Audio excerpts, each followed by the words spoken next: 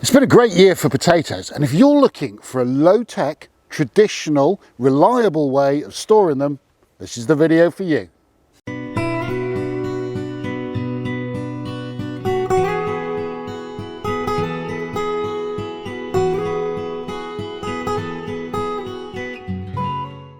Hello, welcome to English Country Life. Welcome to the vegetable plot. My name's Hugh, and together with a fabulous Fiona, I run a small holding here in rural Lincolnshire. And this week we are storing our potatoes. Now, a lot of people showed an interest in the old traditional technique that we use for storing potatoes. It's an old countryman's way of doing it, and it creates an environment with the four perfect things you need to keep your potatoes well all the way through into the middle of next year until the early potatoes come in.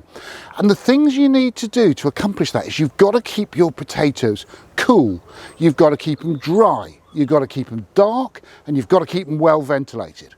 Well, years ago we knew ways of doing that that didn't require any power, didn't require any sophistication, and one of them is earth clamping. And today I'm going to show you how to make one. So let's make an earth clamp. What I'm doing here is I'm going to dig a trench. It doesn't have to be huge, but it has to be about twice the size of the ultimate pile of potatoes you're going to put inside the clamp. And that's to leave room for all the sort of insulation and waterproofing that we're going to put around the potatoes. Doesn't have to be deep. About one spade depth, one spit as we used to call it. I'm doing 25 kilos of potatoes, so I'm digging a trench about the size of 2 large sacks of potatoes. Once you've done that, spend a moment or two, get rid of any loose material that's in the bottom of the trench, stamp down the edges, give yourself a really good firm footing to put the next stage in. I've not seen this next stage in any book or any diagram or any explanation, but it's the way that I make clamps, and there's a good reason for it. So what I'm going to do is line the bottom of my clamp with logs. It doesn't have to be logs, it could be something like broken bricks or rubble, but it doesn't want to be something like paving slabs, because you want gaps in between the items that you line the bottom of your trench with. And the reason that I'm doing that is to give a firm base for the next layer to sit on, but also to give some drainage so that any water that gets in the clamp can drain between those logs. It's got a sump to drain into. Once I've done half of those logs, I'm going to take a log or a stake or a stick, this is an old broken tree stake, and I'm going to knock it into the ground in the middle of the clamp. And that's going to serve two purposes. The first purpose is it gives the potatoes something to lean against when you're stacking them up. The other purpose ultimately is going to provide a chimney or an air vent to encourage air circulation. And once that's in place, what we can do is take a few more logs, push everything together. Like I say, a few gaps are great because they give moisture somewhere to run away, but you don't want enormous gaps so the potato can fall down. So kind of do a little bit of Jenga, snuggle your stuff up together and try and get them as level as you can, because if your base isn't level, it's hard to get your potatoes to stack. With the logs down, it's time for the next layer, and the next layer is going to be straw. Straw is our insulation here. This is what's going to stop the potatoes from freezing. I like the straw bales for this, the old square bales. They're much easier. Partly because the round bales, you have to kind of unroll them to get to the straw. This stuff is man portable and it comes in convenient chunks to place around the potatoes. So you want a good thick layer. That amount I've just picked up is the sort of amount that I'm going to put over the logs to insulate those potatoes from the ground. You don't want to be messing about here with an inch or two of straw. I'm sort of saying 6 to 8 inches of straw right across the log layer. They'll come out nice and easy from the bale, and you can pick them up in conveniently sort of thick chunks. But honestly, you can do this with anything. You could do this sort of wood shavings if that's what you've got to hand. That's what it's going to end up looking like. You want a good chunky layer, and I showed myself putting it on because it's hard to appreciate how thick that layer is. But I'm doing this for two reasons. One of those reasons is obviously it is the insulation that's going to protect the potatoes, but the other one is it's going to compact as we build up the rest of the clamp.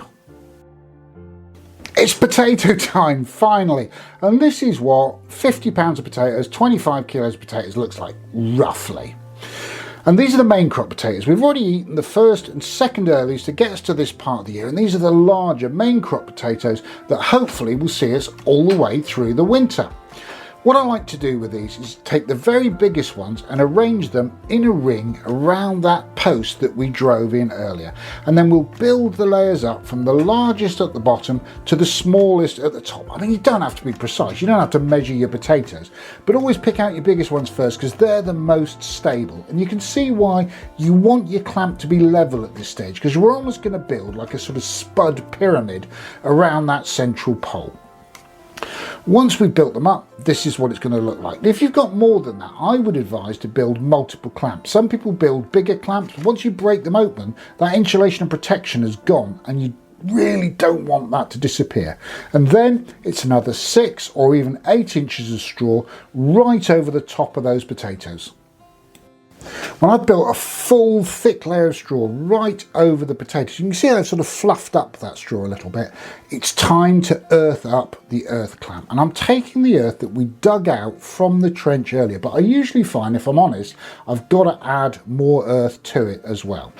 And what I want you to notice is as I'm putting earth on top of that straw, I'm packing it down right from the beginning with the spade, because you don't want light fluffy soil in an earth clamp. What you really want is hard, compacted, almost shiny soil to form the sides of the clamp. And honestly, our garden topsoil's a bit too soft. I've incorporated so much organic matter in it. This is wonderful fluffy growing medium, but it doesn't make for the best of clamps. What you really want is something with a bit of clay in it for making an earth clamp.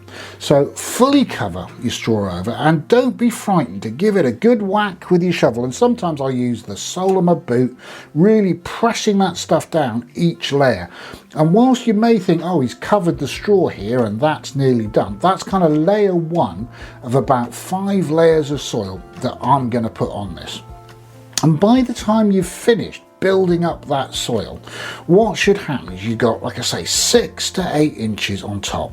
Then you've got the logs underneath that provide you drainage and your protection from the bottom.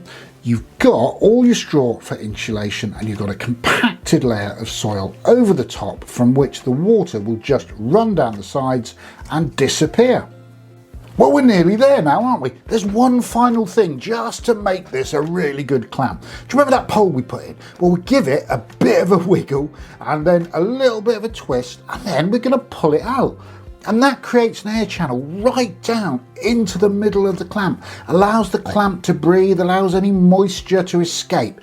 But we don't want to leave an open hole into the clamp. So the best way I found of dealing with that is to grab a handful of that straw and to stuff it down into that hole, to sort of not plug it exactly, but to stop rain falling in easily, stop critters getting in, and just to be doubly safe, I'd take a little bit of split wood, a couple of pieces of split wood, and make like a little kind of chimney cowl to go over the top, just to stop any rain falling on top of that straw.